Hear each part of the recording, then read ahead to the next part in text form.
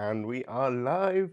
Hi everyone, welcome to week 12 of my Age of Revelation live streams. Of course, this is Friday. Usually I've been doing them on Saturday, but a day early today because I'm going home for Christmas tomorrow. Hope everyone is well. Max, I already see you in the chat. You just made it in time. Well done. Well done for making time. I was a bit worried because usually you're quite good at um well, you comment on the stream before they begin. I see you've read one of the books. I'm going to assume it's Book of Revelation.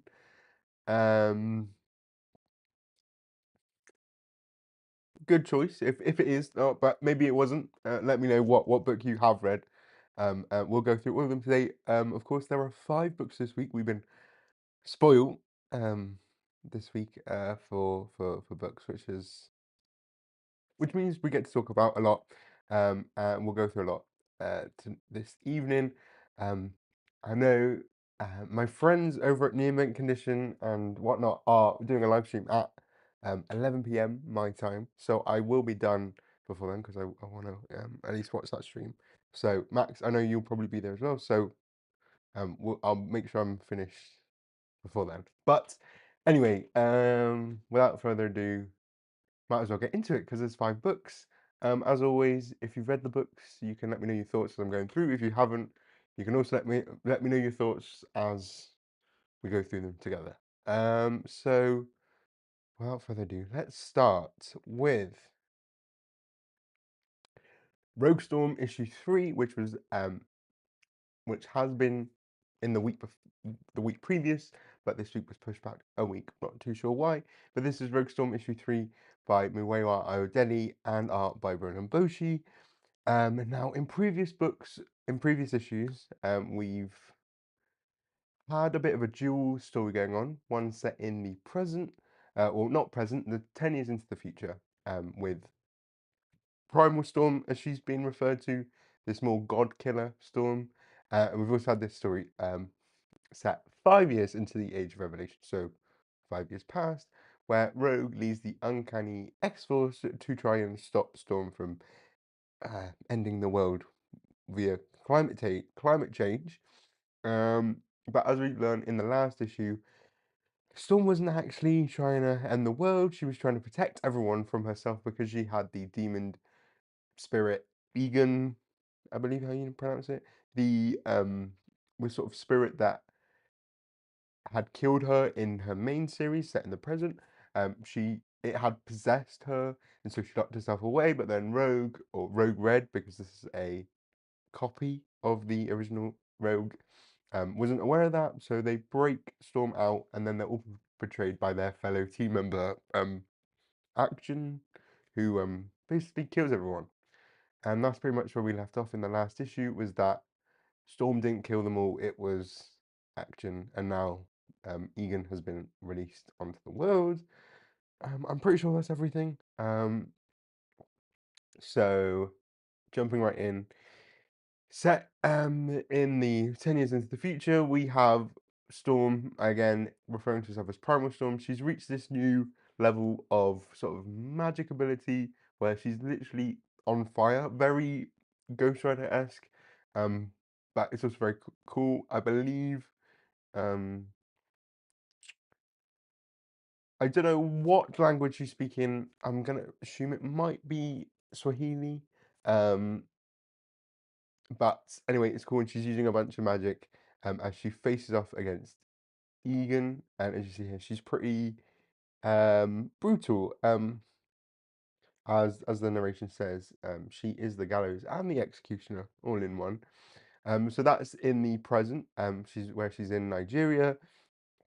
Oh, because also Gambit, who is blind, also turned up to be mean at her because of Rogue Red. Oh no, why is that there? Well, that's in the wrong place. Ignore that.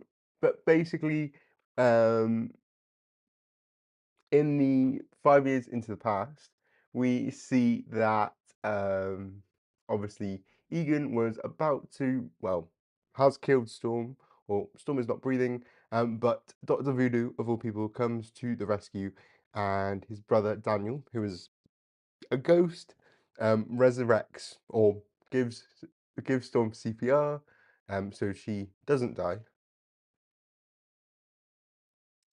Um, and then, but Egan, as a result, punishes Dr. Voodoo and kills him.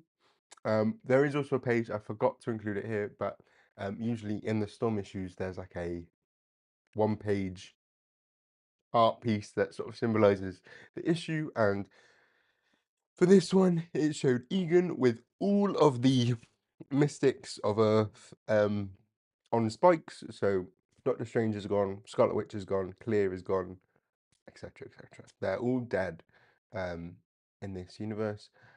So basically, Egan is about to get rid of Dr. Voodoo when he uses a magical spell that traps him in a quantum reality for or quantum incarceration for 3 minutes, which gives Storm enough time to escape, I believe. Um, and then we have this actually quite. I realise it's cutting my face off.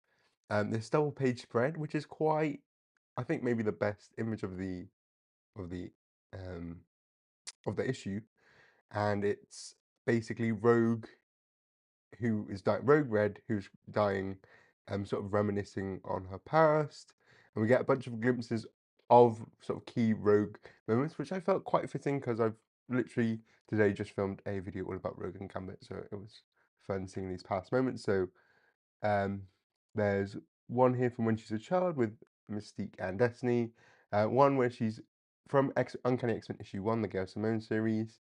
Then can't picture the third one, but then obviously her wedding to Rogue, her wedding to Gambit even. There's the an image of Rogue and Storm together. I think probably around Uncanny X-Men 184, where Storm jumps in the way of Rogue's of the depowering gun. There's also Rogue and Storm together, which is probably from the fourth volume of X-Men, the all-women team. And whatnot and whatnot. And it's just Rogue reminiscing on all of her life, because even though she is a clone copy of Rogue Green, she does still have all of the memories, which makes it a bit confusing. But anyway, she seemingly dies and she's dead, and it's sad. But the art is really cool here, and it's just a nice moment. And even though I was a bit skeptical when Muewa said that Rogue is Storm's best friend, which I don't see. I think if anyone was to be Storm's best friend, and like if we're going by ex-women, I'd maybe say Betsy. Betsy Psylocke, not really. I'm not. Oh, if we're not saying Jean, because I think it's Jean or Psylocke. I think not Rogue, but I think he does a good job of sort of at least showing the relationship between the two. So yeah, but R.I.P. Rogue Red. Um, we also get a glimpse of what happened in the past. So when Egan was released, um, he toppled the Sanctuary, so Storm's floating base in Atlanta, which maybe wasn't a good idea to float it above a city because it fools and kills a bunch of people. Um, and so basically, Storm's just giving us the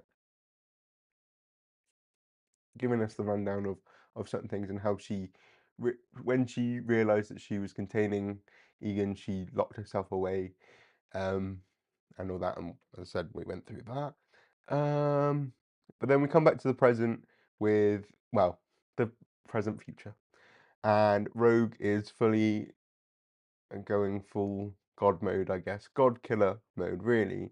And she reveals that in the time since um, Egan has, Egan escaped in 5 years ago, she's learned to do that quantum imprisonment spell, but make it last a bit longer. So she does that and transports everyone into her mindscape and begins to take everyone out one by one. Um, as you see here, she's sort of doing it for everyone that she cares about that's died. As you can see, she's suddenly become very proficient with a bow and arrow. Okay, Katniss. She's also very good with a shield. Okay, Captain America. She even does a full-on scorpion move with action and literally pulls off her head. Very get over here um Scorpion moment there, which I, I think that's quite in keeping with Storm. I feel like she's got that brutal edge. If push comes to shove, she's got that brutal edge to her. So I don't know.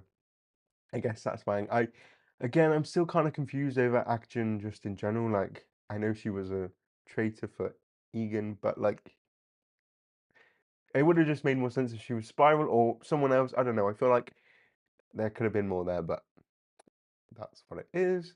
Um, so fighting, but then we see also in the 10 years in the future is that Rogue Red is not dead.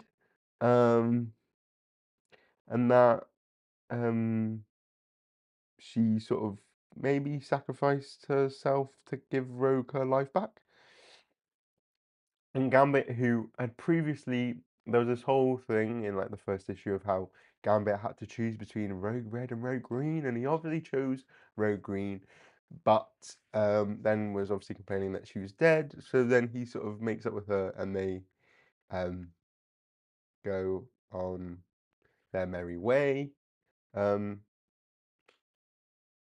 oh yeah, and it's also revealed here this nice bit for me at least for the continuity side of things. This entire book happens well.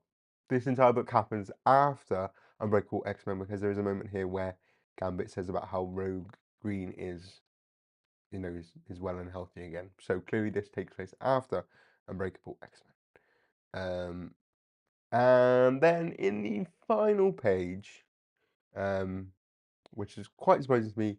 Obviously, it's just Storm and Egan facing off against each other, and it just ends there because the story apparently will continue in the X-Men Age of Revelation finale, which was honestly quite surprising to me because I had assumed that every book other than um, Amazing X-Men and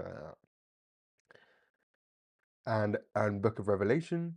Um, so I guess not. So I suppose if you've been enjoying Rogue Storm, then there's another reason to check out the finale book because it looks like however things will end in the main book, which I guess is exciting. It's also made me question or think about whether because I've said in previous streams about how I won't do a live stream about the finale book. I'll just do a video. But if it's going to be including more than just the main story, I feel like I might have to. Hmm. I might have to do a live. We'll see. Max, I wanted to thank you for reading these, so I don't have to. But so far, this doesn't seem as awful as the previous 2 weeks. No, no, no. I think Roastorm, at least, was quite strong.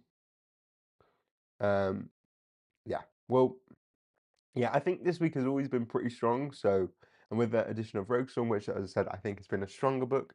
It's it's kind of taken me a few times to get my head around the issue. Like I think some of the temporal, like the storytelling side of it, of like the split between the 5 years and the present, or the 5 years ago and the 10 years, is a bit confusing. But I think the art as well. I've seen some people complain about this art from Ronoboshi, but I think it fits like the grittiness, and I think Murewa really, you can just tell that Murewa just really loves the whole like mythological gods, like that whole cosmic mystical element to everything. So really, I think he's been doing well with Storm, but really, I think he would thrive in like a Doctor Strange cosmic gods-esque book. But yeah, so that's the end of Rogue Storm, and as I said, I pretty much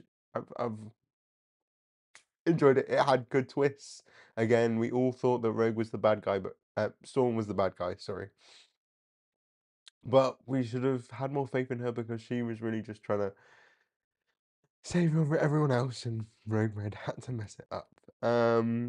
But yeah, I thought this has been pretty strong, and I'm interested to see how it ends in the finale, because I was under the impression that Jed MacKay was the only one writing that. So I'm assuming not, because it would be a bit weird if it didn't. But I guess I'm glad at least that some of these other books are being sort of tied into that finale book. But yeah, that's Rogue Storm issue 3 for everyone. I don't know if there's anyone get any questions about Rogue Storm 3 that maybe I've missed. I don't think I really missed anything. I think that's it. So yeah, Rogue Red is the only one that survives. Um, and she looks like she might be on her way to having a polygamous relationship with Rogue Green and Gambit. Maybe. Um, we'll see. But yeah, so that's Rogue Storm. Uh, yeah, right. With that one out of the way, we're now on to Book of Revelation, issue 3. X-Men Book of Revelation, issue 3. Written by Jed MacKay with art by Neto Diaz. As we've spoken about in previous live streams, this is sort of like a core book. If you want to be reading the main story of if you want to be reading the main story of sort of of the Age of Revelation, this is a key part and also a good part. Oh, sorry there. A key part and a good part. So, without further ado, what happened in the last few issues? Well, Topaz was murdered in the very beginning of the whole event. We had a new chorister called Albeca. Choristers are the ones that are like revelations in a circle. She was then almost killed by Fabian Cortez, but she was rescued by Kitty Pryde, of all people, who had been turned into a ghost.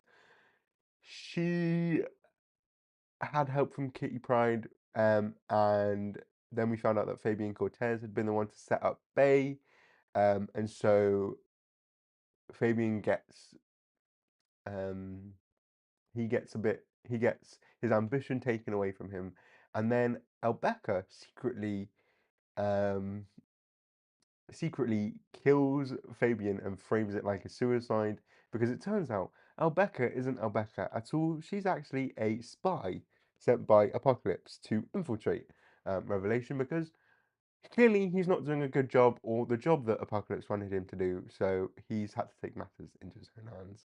And we learn more about who Albeca really is in this issue. And Max, this is the book you've actually read, so I'm interested in your thoughts.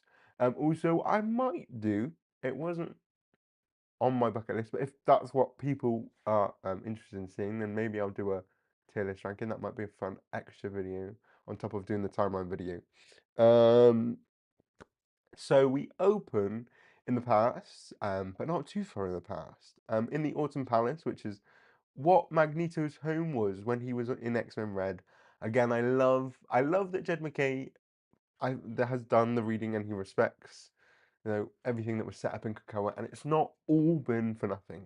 It's not been completely thrown by the wayside. I also, and you'll notice him more in this issue as well. I love that, like, Xavier is just like Apocalypse's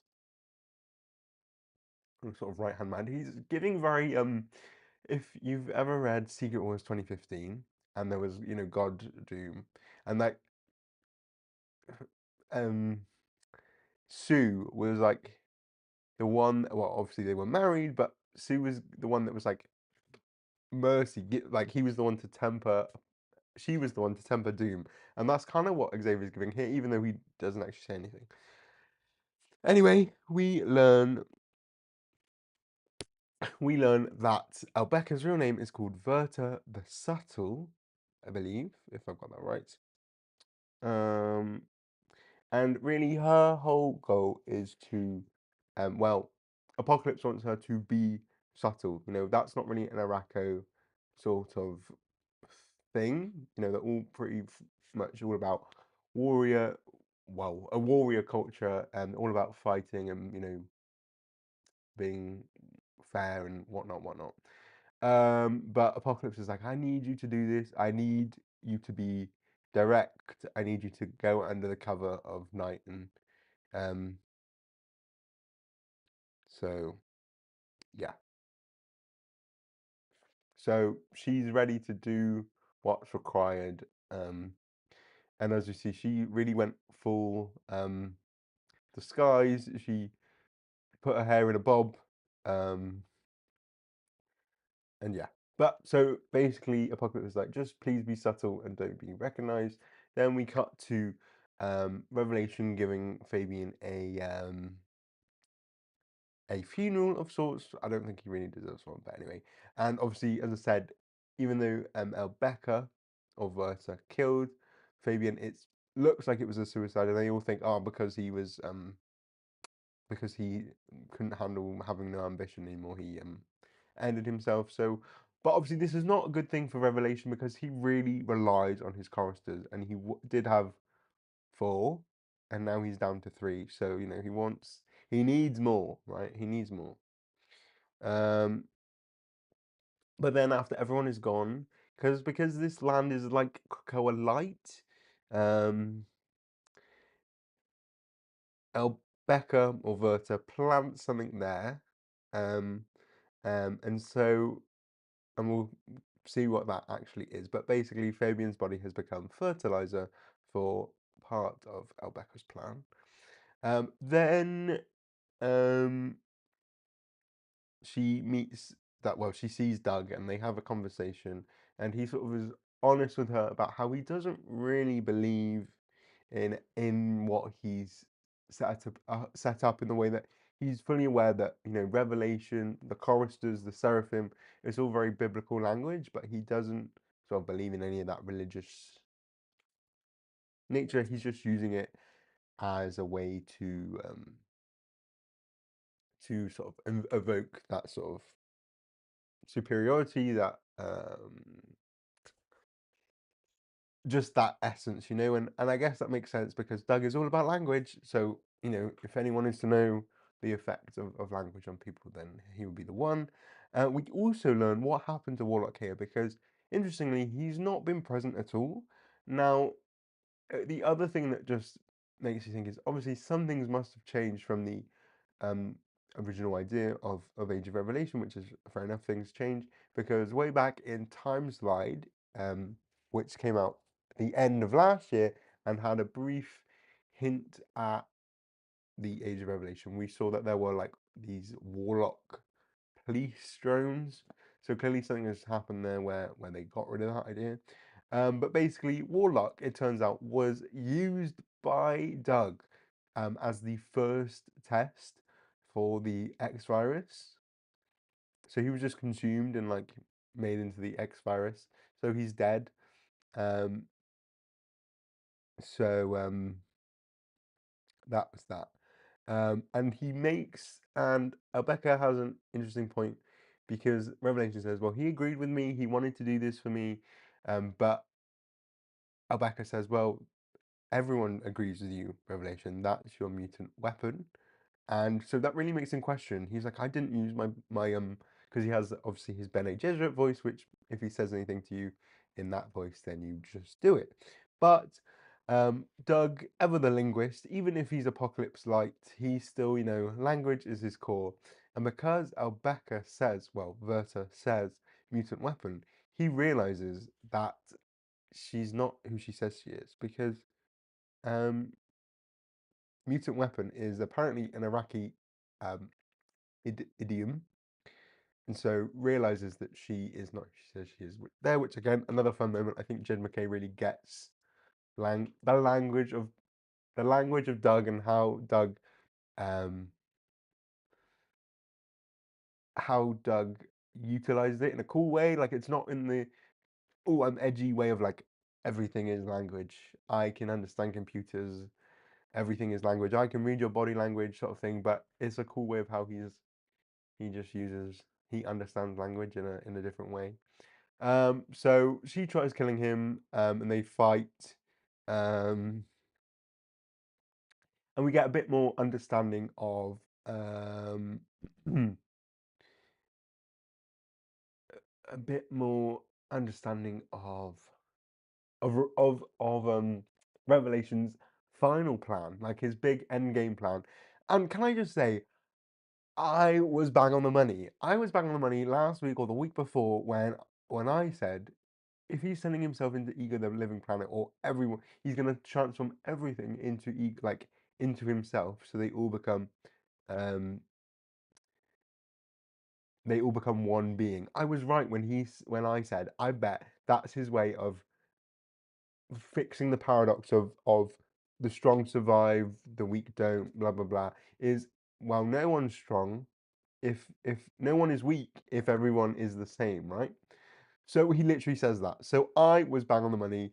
Marvel, pay me because you know I'm really good at this, right?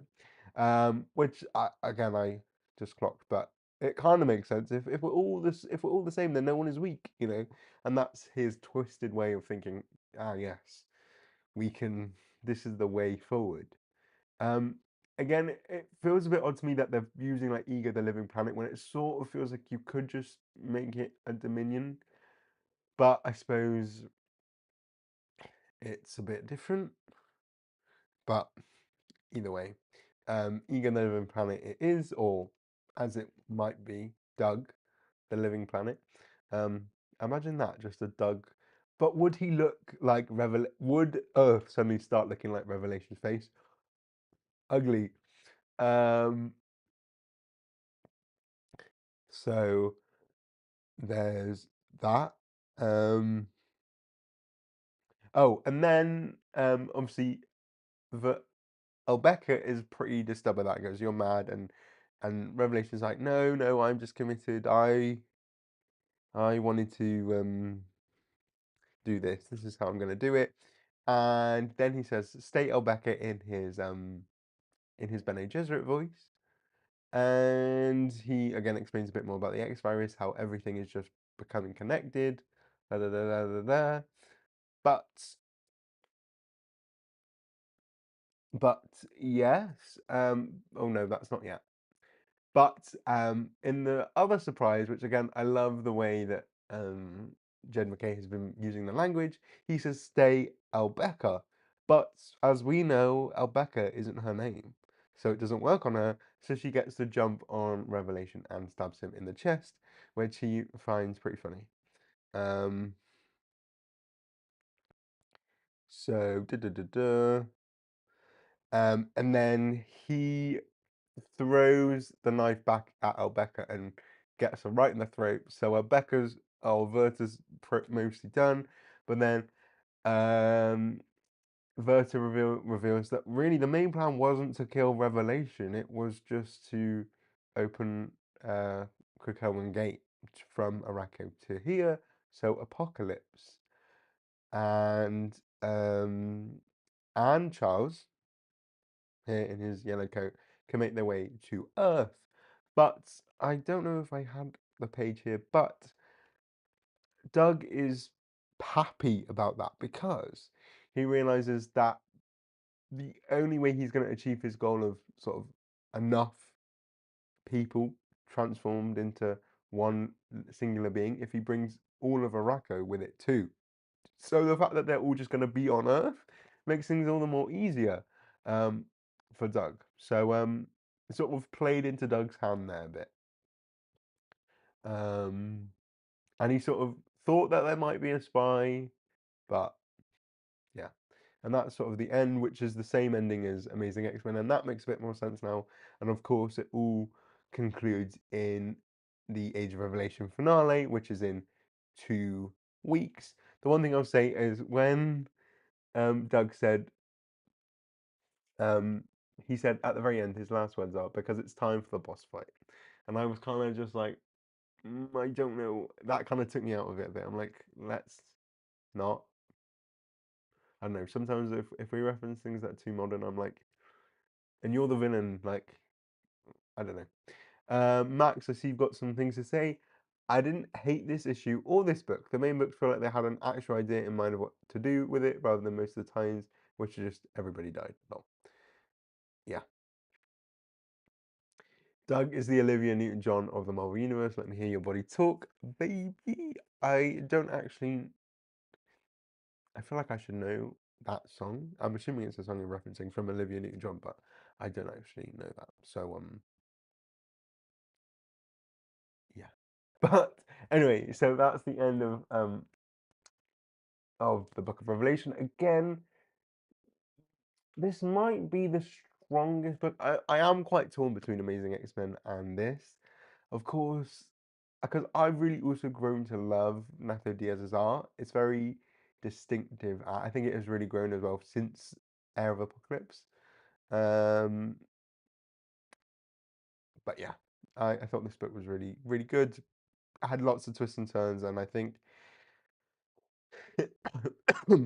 Jed sort of did get dug in a way that was interesting. I just wish it was more about that and less about let's turn everyone into Ego the Living Planet.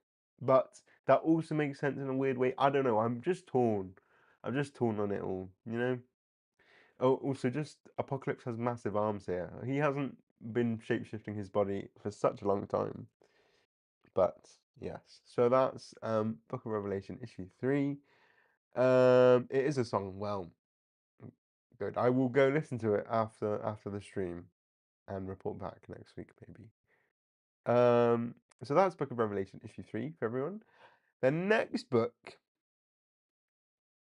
is the wonderful, the incredible, the interesting Omega Kids issue 3, written by Tony Fleeks with art by Andre Genole. Um, Now, in previous issues, we've been introduced to the Omega Kids, which are the spy network of the Revelation territories, led by Quentin Quire, and he has 4 main Omega Kids. These are the like top of the class. But and we think he's doing a good job as a teacher, but then we realize that he's actually been in a dream. No, he's been put in a illusion by his class,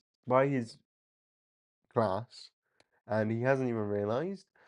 Um, and I, and also one of them, Bailey, the blonde one, had set a psychic relay to literally attack anyone that had any negative thought about Revelation. So literally, if you even thought a bad thing about Revelation, I know Revelation is ugly, you just will start to die.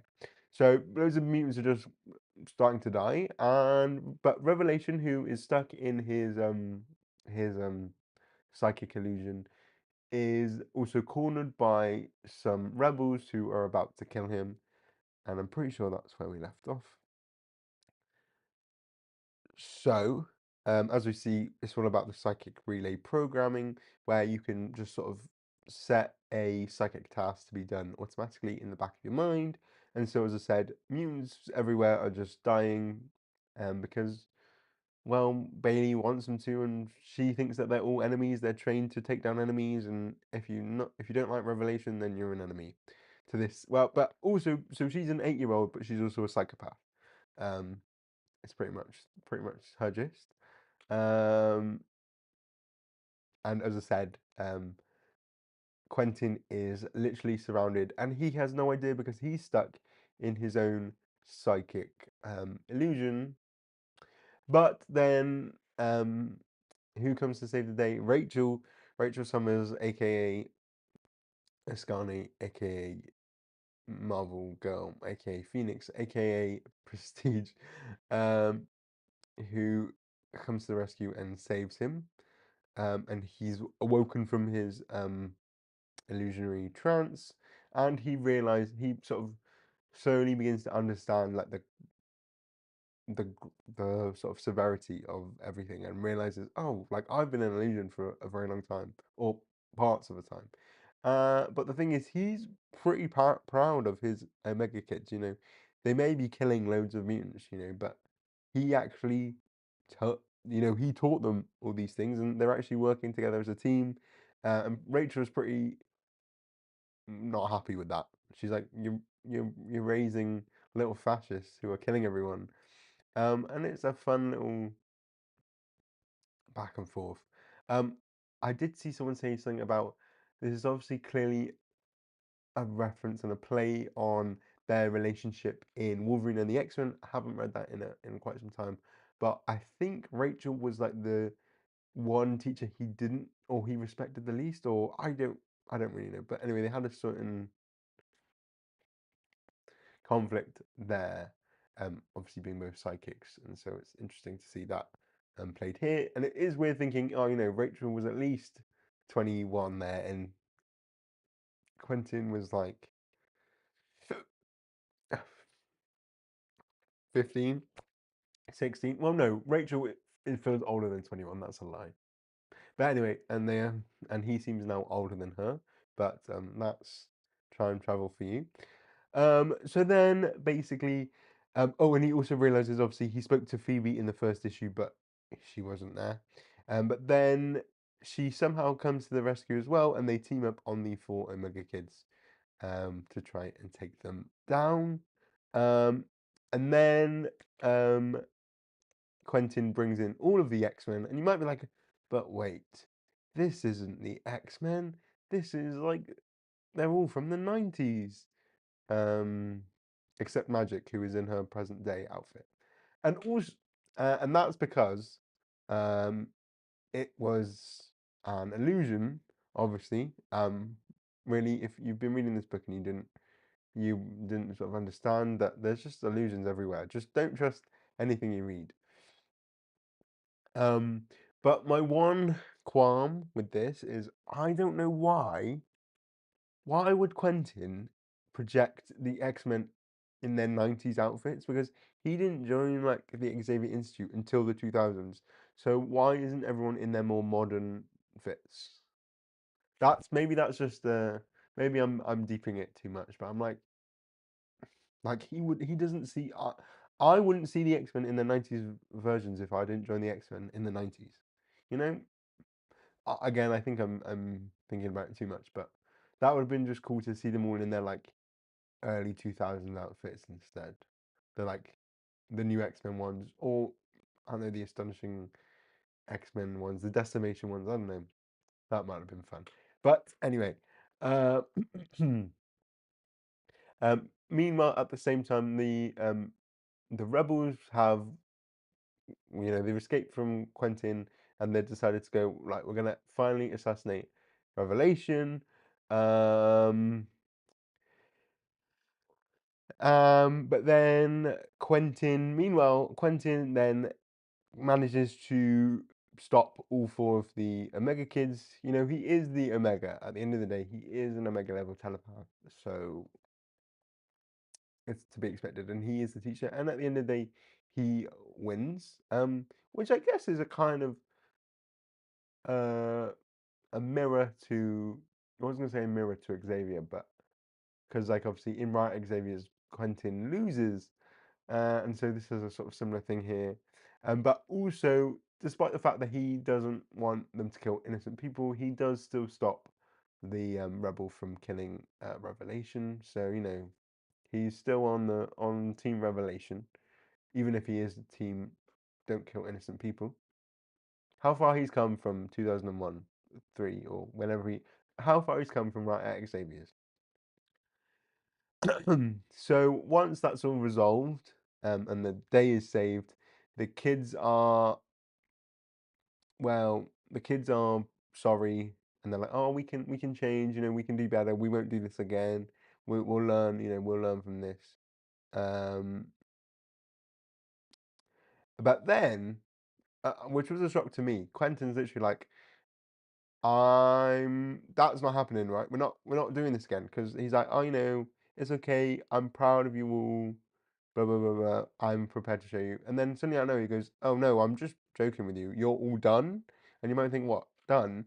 And he literally wipes their minds or erases. He erases He erases the entire like mindscape that they've been hanging out in. And I think maybe he mind wipes them completely. And then Quentin just calls in Revelation. Is like, oh, we need a new batch of Omega kids. So like, are they just like dead? It's never explained. This is the final page, but like he just literally disposes of them all, which is shocking. I was shocked again this book has been full of twists in a way I didn't expect, and has actually been a really strong book. Like, really, I don't know, if you came to me 6 months ago and go, "Oh, you're gonna really enjoy this book that's really focused on Quentin Quire," I'd be like, "Are you kidding me? That what a lie, right?" But no, I've really enjoyed this book, and it really shocked me at the end that he just let the kids be erased or killed. It's never really explained, but yeah. So that's Omega Kids for you, and I think this was actually a really good book, a really interesting book, with what a grown-up Quentin would do when he's no longer part of the rebellion. He's part of the establishment, um, and the whole thing with the kids putting him under illusion was fun. And I'm glad that Rachel came back. If you remember from the last time we read this book, I had an issue with the fact that Rachel was there and then she left, but I'm glad she came back to help Quentin sort of save the day. Um, but yeah, so that's it for the Omega Kids, and I'm sure we'll never see any of these characters again, but they were fun while they lasted, particularly Bailey, the 8-year-old psychopath. Um, so that's Omega Kids for you all. We're now, just to let everyone know, we're 3 down. We've got 2 more left to go. We're over halfway, so let's celebrate that. Um, Unfortunately, I think we have reached the peak, so prepare for the downward spiral. Not just yet, but so next we have Radioactive Spider-Man, issue 3, written by Joe Kelly, with art by Kev Walker. Trying to remember what happened in this book.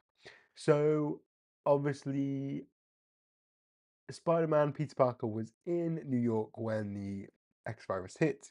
He is mutated by the X virus and he has like 6 arms. And he's also like full of radiation, and so he needs to be radiated every so often to keep himself from falling apart because his body is constantly mutating or something like that. We also learned that Aunt May also got infected by the X virus and was transformed into this ginormous toothy monster, and she killed Mary Jane and probably a bunch of other people. And so Spider-Man, Peter Parker, obviously, feeling very protective of Aunt May, puts her in storage, but then she's awoken. We also see that Miles and Gwen Stacy, Ghost Spider, are still around 10 years later, but they're not really happy with the fact that Spider-Man that Aunt May is still alive and that she's not like dead, what have you.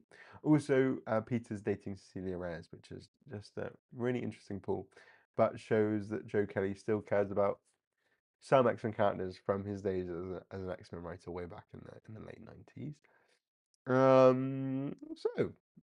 Where do we pick up from? So 2 years into the future, he goes.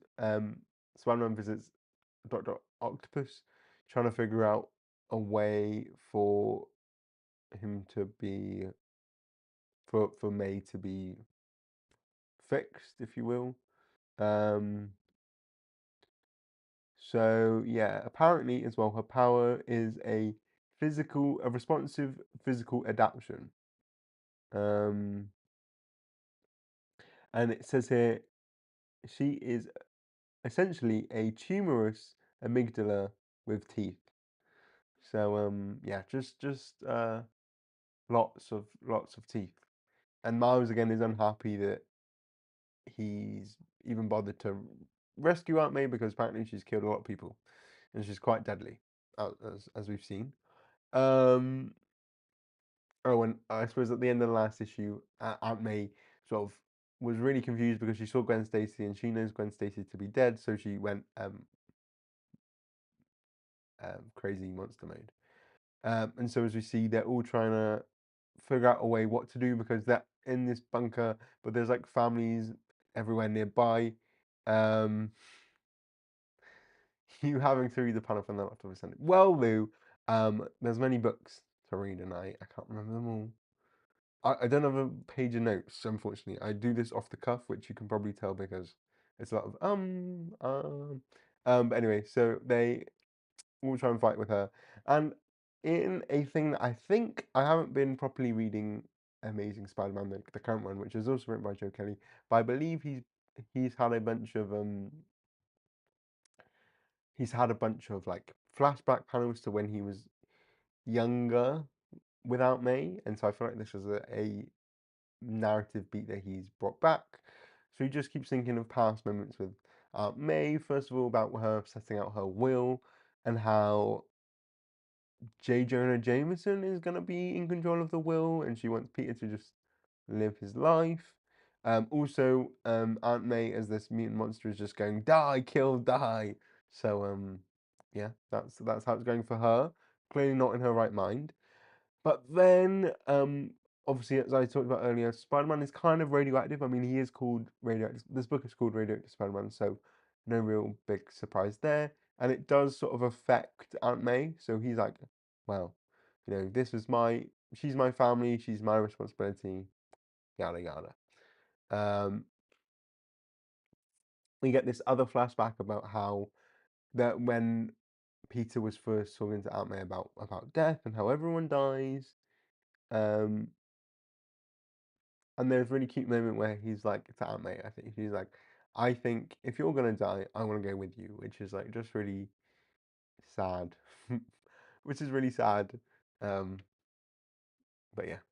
And then essentially what he does is he shoves her into a lead chamber, which obviously, if you know anything about physics, that lead is the best thing to protect against nuclear radiation. And so he shoves her into this chamber and literally doses her with pure radiation, which I think is the chamber that he uses to get dosed with radiation as well, so he doesn't die. But it does work in the essence that Aunt May is now turned back into a human. So maybe, maybe this is what we need to do to defeat the X virus. We just drop a load of nukes on Earth. I don't suggest we try it, but evidence number one. And so Aunt May returns to normal, and she's like slowly is dying in Spider-Man's arms, and Lou's maybe self-conscious about reading from the page on my laptop, so I won't read it. But essentially, she's just dying, and talking about she's talking about stuff. She remembers when Peter was a young boy, and she's just proud of him, yada yada, all that good stuff. Um, and she dies in his arms, and that's the end of the book. So it's really quite sad. A sad book. Another one where everyone dies, except it's just Aunt May this time. So yeah, I guess if you have been reading Amazing Spider-Man, this is probably a good side book to read. It feels of course very as I mentioned with those flashback panels, very of a piece with that. And just very sad. Oh, that wait, did I not include the panels where he's saying? Ah, I don't think I included the panels where he mentions it. Oh, yeah, snow. I forgot. I was too busy. And there's this really like sweet moment as well where he's like, she's my aunt. She's my Aunt May. No, no one. There's no one other than her. She's my mother, which I thought was just really sweet because obviously Aunt May is his aunt, but she raised him like a mother would do, and yeah, I just thought that was sweet. So sad times for Peter Parker, but when is it not sad times? And as someone who doesn't really read Spider-Man, I thought this was actually a really strong book. Good, good tie-in from Joe Kelly there. I think this, if you're gonna do a tie-in to an event that isn't at all relevant to the main story, then you need to make it a character moment where, especially a future one, you need to make it a future one which isn't gonna matter in 3 months for this character. I think you just need to do a character some character work, some big emotional thing that will make you cry, and I think Joe Kelly pulled it off. Well, not that I cried, but like I I felt emotion. I felt the sadness. It felt like this is a sad book, but it was good at depicting the relationship between Peter and Aunt May. And yeah, so again, I think this is everyone take notes. Several of the people who wrote X-Men books of the Age of Revelation, you should have taken notes from Joe Kelly. Okay. So that's not Amazing Spider-Man, that's Radioactive Spider-Man issue 3. All done and dusted, Aunt May dead in the ground, and so we're on to our final book of the week, everyone. Let's celebrate that, shall we? This book is everyone's favorite, The Last Wolverine, issue 3, written by Saladin Ahmed and art by Edgar Salazar. And where to begin with this book? Well, in the Age of Revelation, Logan has become the Angel of Death and is under the control of Revelation through his Bene Gesserit voice. And obviously, since he's not Wolverine anymore, Logan's sort of mentee, Leonard the Wendigo, who was like turned into a Wendigo when he was like a teenager, he apparently was being trained and then sort of gained more control over his cannibal urges. So he became the wonderful Wolverine. How cute, how adorable, how nice. And he was out there living in Canada, as Wolverines do. And he had tried to stop Logan in the past, but obviously Logan, being mind controlled, couldn't be helped. But then we also learned that Nightcrawler also lives in Canada with his wife, who is the woman from Uncanny X-Men, Mackenzie McNear, I believe.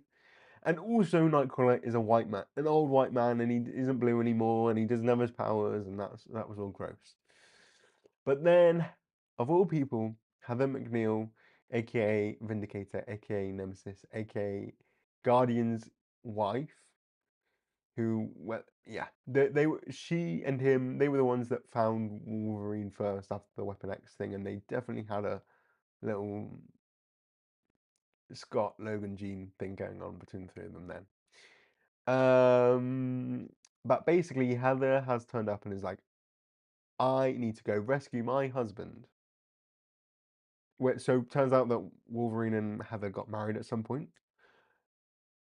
But then the three of them travel to America and they go to the Age of Revelation, not the Revelation territories, and the X virus reactivates Nightcrawler, his blueness and his teleportation. And they sort of teleport to a place, and then Heather gets the Muramasa blade, which is a blade that can actually injure Wolverine and stop healing factors, so it's actually pretty deadly. Sabretooth's been killed with it several times. But then it turns out that Heather doesn't want to save Wolverine. She wants to kill him because she thinks that there's nothing else that she can do. And that was where we left off. Yeah, so where we left off is dreadfully skinny, old, wispy Nightcrawler, literally like struggling because he's been teleporting a bunch. And then when Leonard and have a little fight, and then she flies off because she's like, I can't be doing this. I need to kill Logan. And so Nightcrawler and Leonard then teleport a bit further, and then basically Nightcrawler, this old creepy Nightcrawler. I will say this Nightcrawler is giving me. I'm sure you've all seen. Everyone's seen the, and if you haven't, go look it up. Everyone's seen the cover to the Draco, or the one cover to the Draco, which is like Nightcrawler on the cover. Very much same vibes here, which is not good. Draco, famously, maybe the worst X-Men story ever, potentially. But anyway, Nightcrawler reveals that he actually has a heart condition and shouldn't be doing strenuous activity. So Leonard's pretty mad because he's like, "What? You've got a heart condition and you didn't tell me?" And but yeah, Nightcrawler just wants to do it for the fun and be a hero again. You know how he is. But then Wolverine turns up and Um, and so they're like, oh no. And so they have a bit of a fight. They have there's a fight, and Leonard's trying to get through to him, but he's also losing control of his rage. And then Heather comes in with a strike and chops off his arm completely. So if you wanted any more Age of Apocalypse references, you've got another one, which is one arm Wolverine right here. So yeah, but then the pain of his arm getting chopped off um, awakens Logan from the Bene Gesserit voice, and they sort of reunite again. I just find it so weird that Wolverine is married to Heather here. Like, when did that happen? That's what I want to know. When did they get married? Anyway, Nightcrawler has teleported Leonard away from the fight, and that was his final thing. So Nightcrawler literally just dies, or yeah, Nightcrawler literally dies on this. Oh, they teleport away because then because the Seraphim are after them. That's why. But anyway, so Nightcrawler just dies on this rooftop. Yeah, he literally just dies. Say goodbye to Nightcrawler, everyone. And that's when the Seraphim turn up again. So we've got Dragoness and whatnot. But Leonard's like, you can't be fighting this battle. I don't want you taken again. So in a callback to the first issue where Wolverine stabbed Leonard and he fell off the building, Leonard literally chucks Wolverine off the building. Um, and he starts fighting on the Seraphim, and he lets his inner cannibal out. And you know what he says? He misses being a cannibal. He misses the blood. He misses eating people. So he just really relishes that. And I wonder whether he dies. I'm not too sure. And then sometime later, we just see that Logan is finally free of Revelation's control, and he's just walking the streets of Philadelphia. Just walking the streets, and so, but he decides, I know I'm gonna make Revelation pay, and it may be. I'm assuming it will be continued or followed up in the finale issue in 2 weeks. Yeah, and that's it. So this has some consequence in the fact that Wolverine is no longer under the control of Revelation, and he's a free agent. Also, he's still missing an arm. I don't get how that works, but yeah. And Nightcrawler's dead, and maybe Leonard is dead as well. And I don't actually know where Heather went. Um, and who is that? Who is that on the right next to, like, above Zorn? Is that supposed to be Chrome? Is that one of the Seraphim? I don't know. Just looking at that. So yeah, Max, you saying I forgot about this book entirely? Maybe we were the better for that if we just forgot about this book entirely. And yeah, not Kurt. Well, he's dead, but maybe that's for the best because he was looking raggedy, and he's only what, like, because he's not written like he's over 30. That man is like in his. If we're being set in the present, if the present is like, and he's like, I don't know, 20, late 20s, then like it's not. He's not in his 50s, so I don't know what that's about. But yeah. So that's the Last Wolverine. That's the Last Wolverine for you all.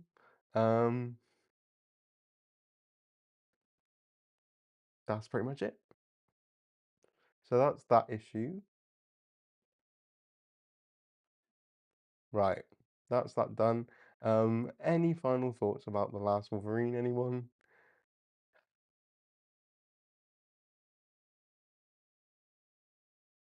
Kurt tragically died at old age at 37, pretty much. Which ones are coming out next week? So next week we have Expatriate X-Men, um, X-Vengers, Cloak and Dagger, and Undead Pool. So the final books all coming out next week. It'll be an interesting week. I think, truly, I think the worst weeks are behind us. I've generally more enjoyed these past, well, this week and next week more than the rest. So we can hope that we'll end on a high. We'll see though. Yeah, we'll see. We'll see. Not sure though. But yeah, that's the last Wolverine for you all. Kurt's dead, Leonard's dead, Wolverine is alive. Ta-da! So that's that really. So I guess with that being done, it's now time for everyone's favorite part of the stream, which is the ranking. I say that, and I need someone to tell me if it's not, because you know I just assume it is. This week, trying to think. Let me just have a little think.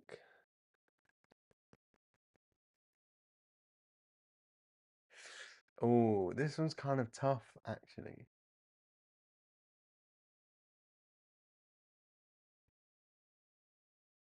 Okay, okay. I think I've got it. Okay, drum roll, everyone. So, in last place, we have. So, fifth place is The Last Wolverine issue 3.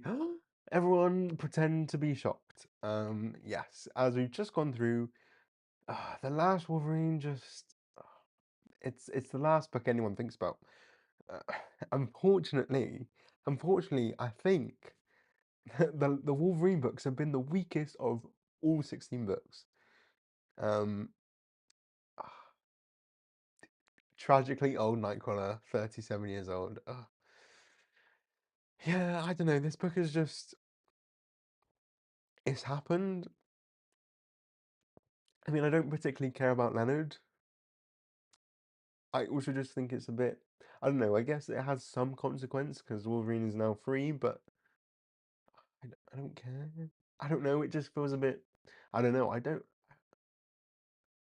I'm just lost. I don't really know what to say about this book. It happened, it exists, it's done. There, I don't know if anyone else got any further things to add.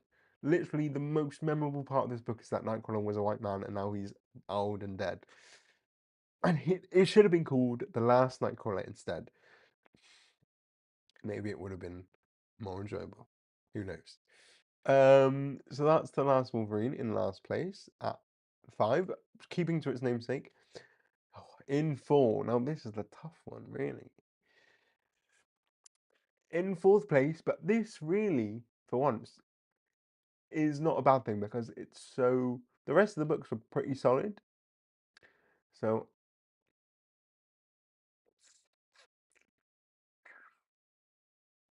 in fourth place, I've got to go with Radioactive Spider-Man. Again, I think this book is actually quite good. I think it's got a really good, solid story. I think the only reason I'm putting it down here is because it's not X-Men, right? And this is an X-Men event, so it has to lose points just for that. But it's nothing against the book itself. I think this is a very solid book, and it does well with the brief in a way that some of the other books haven't, or at least it knows that it knows it's not the main book, but it tells a good, interesting story about the main character and his relationship with his aunt. Um, so it gets points for that. And I think the whole Aunt May turning into a mutant was a crazy, crazy fun idea. So that's number 4. Now it really gets tough with number 3.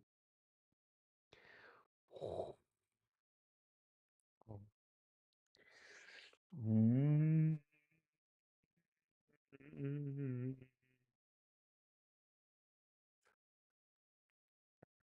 Okay. I'm gonna say in number three, but I will say that it's literally maybe it's not very far behind number two. Like they could potentially be interchangeable. But at three, I'm putting Rogue Storm issue three. Now I'm putting this at number three. I think mainly because there were still some bits where I got a bit confused, but like in just in terms of the pacing or not the pacing, just chronologically what's happened, right?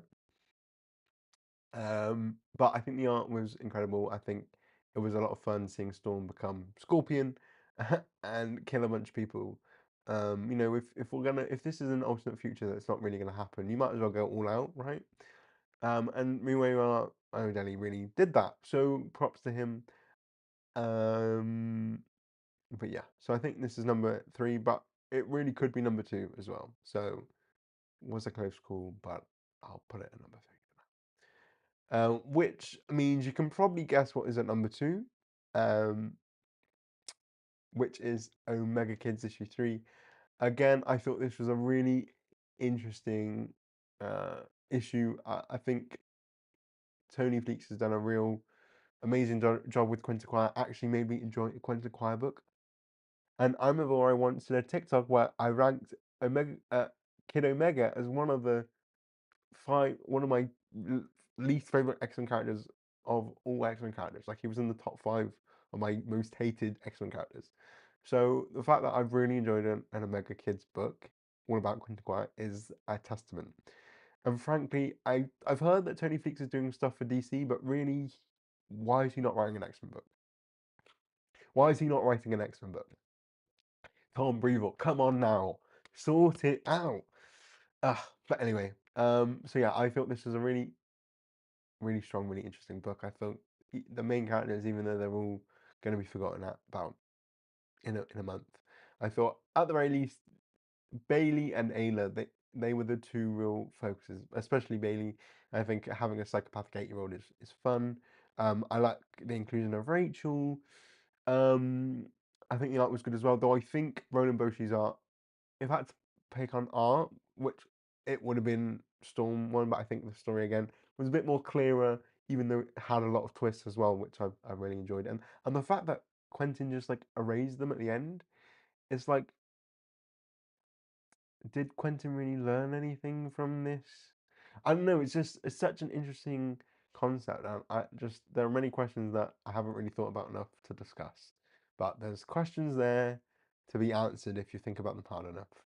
Um, but yeah, so I really enjoyed this book. I think it was really fun. I think Tony Fleeks did some really interesting things as well with psychic things like the psychic relay of it all and the whole thing about illusions and the glitch.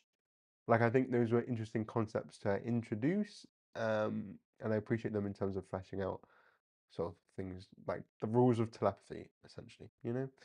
So Omega Kids comes in second place, but that is something to celebrate.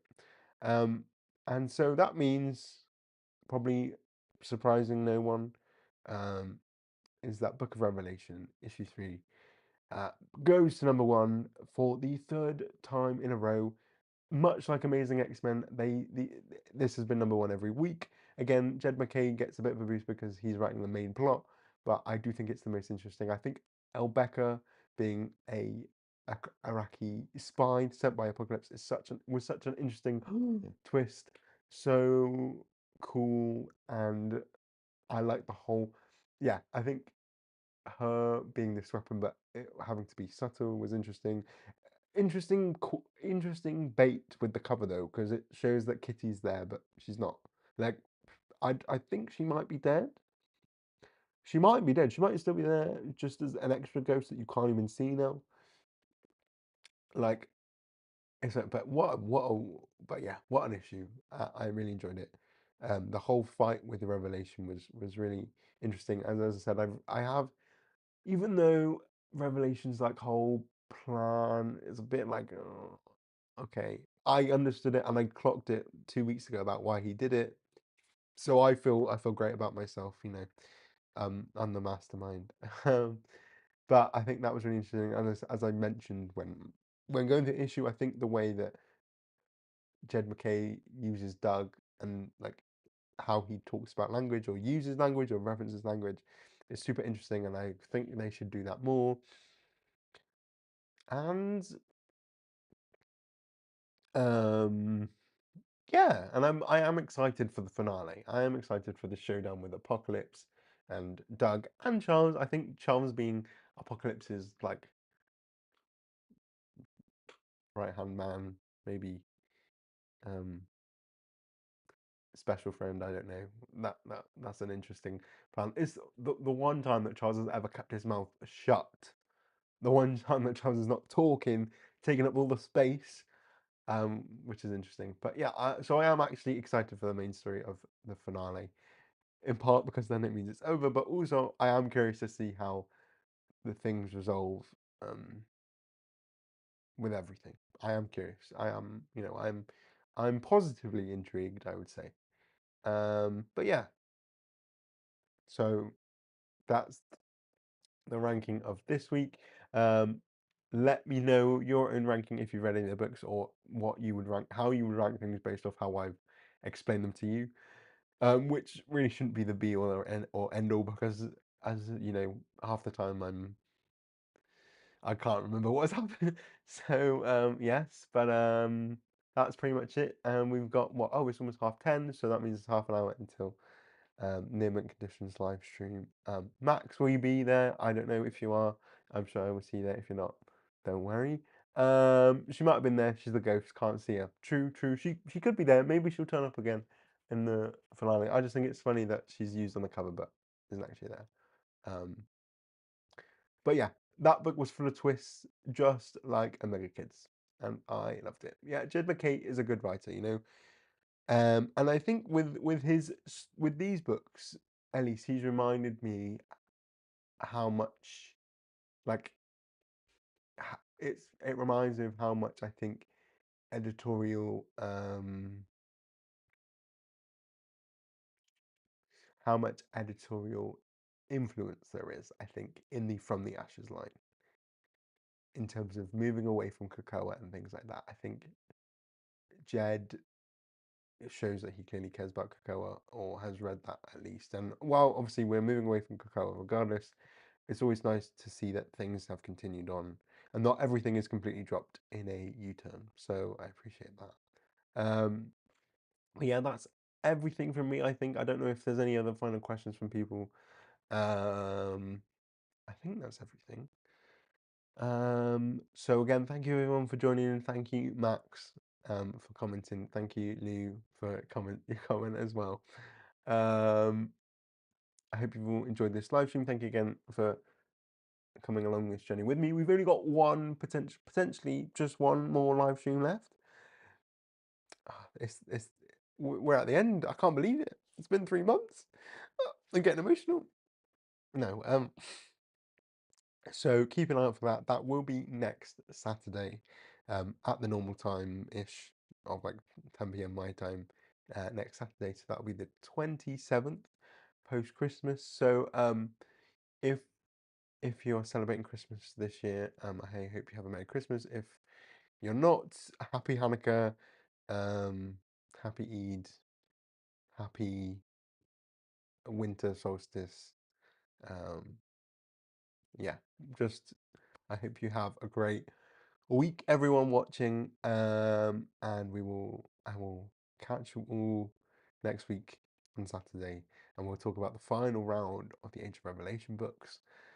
Oh, what would I do after this? Should I just do like a live stream every month or something, like just a general one? I don't know. I kind of feel like I need to continue doing live streams because they're fun, but that's something for another day.